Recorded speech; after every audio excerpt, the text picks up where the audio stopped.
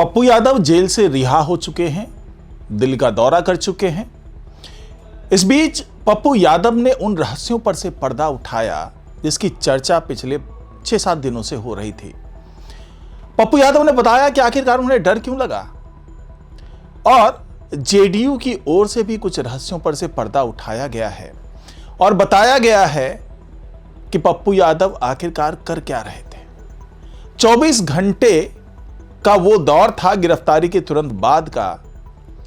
उस दौरान जेल में क्या क्या हुआ, पीएमसीएच में क्या क्या हुआ, पप्पू यादव क्यों 3 नेताओं के बारे में बता तो रहे लेकिन उसका नाम नहीं ले रहे, लॉरेंस बिश्नोई का क्या एंगल है इस पूरे मामले में, तो जानेंगे आज की इस रिपोर्ट में।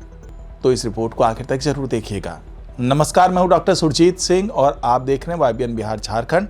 अगर आपने अभी तक इसे सब्सक्राइब नहीं किया है तो सब्सक्राइब कर लीजिए और अगर आपको ये वीडियो अच्छा लगे तो लाइक कीजिए, शेयर कीजिए, कमेंट जरूर कीजिए। तो पप्पू यादव को इन तमाम हंगामों के बीच में जो 5-6 दिन उनका गुजरा, उस दौरान बार बार लॉरेंस बिश्नोई की याद क्यों आ रही थी और जेल से बाहर आते ही जो उन्होंने कहा वो तो बहुत चौंकाने वाली बात तो थी ही। साथ ही अब जिन रहस्यों पर से वो पर्दा उठा रहे हैं उससे ये सोचने पर मजबूर हो जाता है कोई भी इंसान कि क्या वाकई ऐसा हो सकता है। क्या पप्पू यादव को वाकई जान से मारने की कोशिश की गई, साजिश रची गई और इसमें उन पुलिस अधिकारियों का क्या रोल है, इसमें जो दूसरे 3 बड़े नेताओं की बात हो रही है उनका क्या रोल है। अब तो पप्पू यादव यहां तक कह रहे हैं कि उनकी जान के पीछे समाजवादी पार्टी के लोग भी पड़े हुए हैं।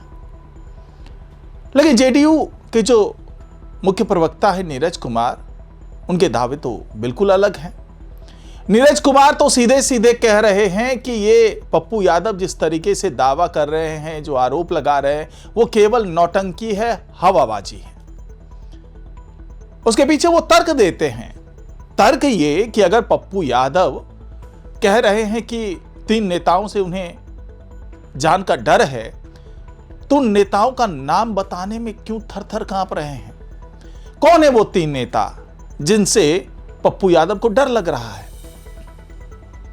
और उन नेताओं के खिलाफ या यूं कहें कि पूरे मामले को लेकर के पप्पू यादव न सिर्फ कोर्ट की बात करते हैं बल्कि लोकायुक्त की बात करते हैं। लोकायुक्त तो छोड़िए, वो तो यूएन तक जाने की बात कर रहे हैं। उन्होंने साफ साफ कहा है कि वो अपनी बात को यूएन में रखेंगे। यानी कि भारत की जो तमाम संस्थाएं हैं, यहां का लोकतंत्र है, न्यायपालिका है, सबसे विश्वास उठ गया है पप्पू यादव का और वो अपने मामले को यूएन ले जाने की कोशिश में लगे हुए हैं। तो आखिरकार ऐसा क्या हो गया? क्यों पप्पू यादव को ऐसा लगता है कि भारत में तो उनका न्याय हो ही नहीं सकता, उन्हें इंसाफ मिल ही नहीं सकता? तो नीरज कुमार का दावा है कि पप्पू यादव केवल हवाबाजी कर रहे हैं। ये वही पप्पू यादव हैं जो ये दावा कर रहे थे कि लॉरेंस बिश्नोई की धमकी उनको मिल रही है, उसके गैंग से जान से मारने की धमकी मिल रही है, लेकिन मैं डरने वाला नहीं हूं। तो पप्पू यादव को अभी क्या हो गया? जो व्यक्ति सीना चौड़ा करके लॉरेंस बिश्नोई गैंग के सामने खड़ा हो गया और कहा कि मुझे किसी की धमकी से डर नहीं लगता और साफ साफ नाम ले लिया कि भाई लॉरेंस बिश्नोई का गैंग मुझे धमकी दे रहा है, लेकिन उसी पप्पू यादव को उन 3 नेताओं का नाम लेने में डर लग रहा है। कौन है भाई ये 3 नेता? अब इशारों इशारों में कह दिया कि समाजवादी पार्टी के कुछ लोग मुझे मरवाना चाहते हैं और बिहार में समाजवादी पार्टी का क्या रुतबा है सबको पता है। उत्तर प्रदेश की बात अलग हो सकती है लेकिन बिहार में क्या औकात है समाजवादी पार्टी की सबको पता है। तो आखिरकार कौन इतना बड़ा नेता हो गया बिहार में, वो भी समाजवादी पार्टी का, कि वो पप्पू यादव को जान से मारने की उसकी कोशिश कर रहा है और पप्पू यादव डर के मारे उसका नाम नहीं ले पा रहे। और दूसरा जो एंगल बार बार उठ रहा है राजनीतिक गलियारों में कि वो अनंत सिंह का नाम नहीं लेना चाह रहे, क्योंकि अनंत सिंह को तो उन्होंने कहा था कि इनको फांसी पर लटका देना चाहिए। तो क्या अनंत सिंह की तरफ से इनको धमकी मिल रही है? और अगर धमकी मिल रही है तो ये नाम क्यों नहीं लेना चाह रहे?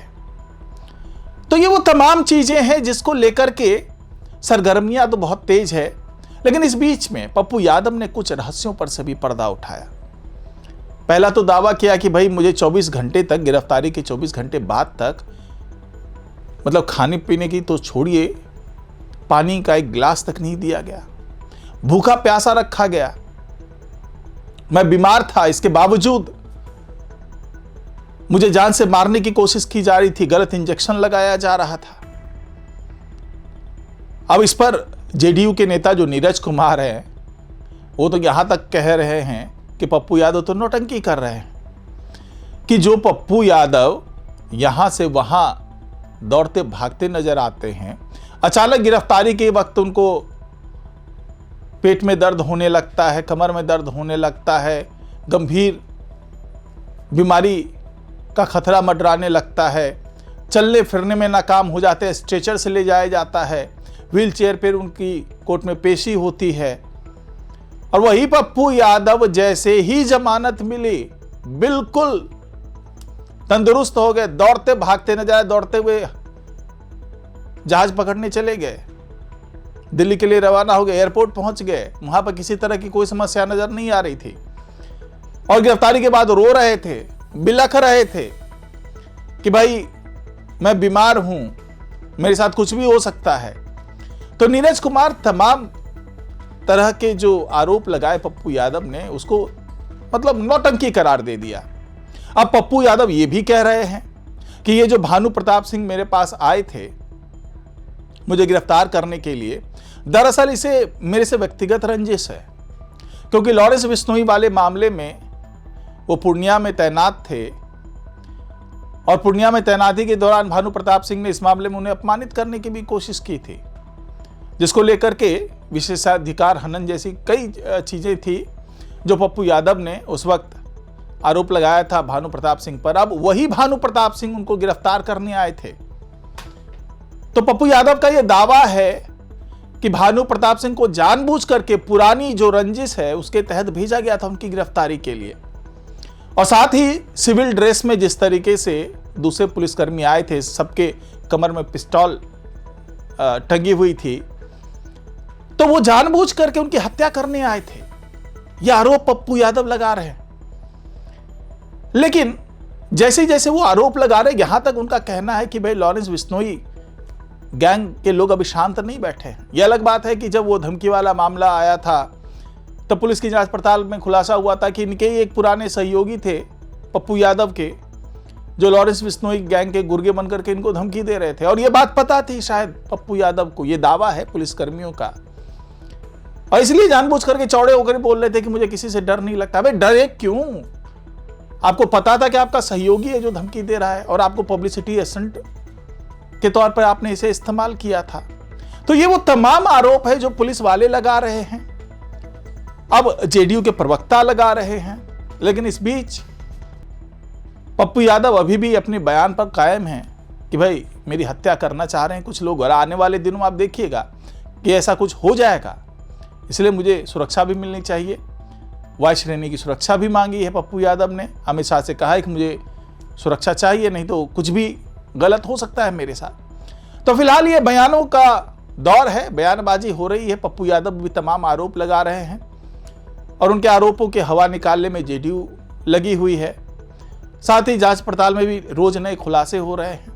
तो खैर आने वाले दिनों में ये बयान क्या मोड़ लेती है जानेंगे हम आने वाले दिनों में। तो आज की रिपोर्ट में फिलहाल इतना ही। नमस्कार।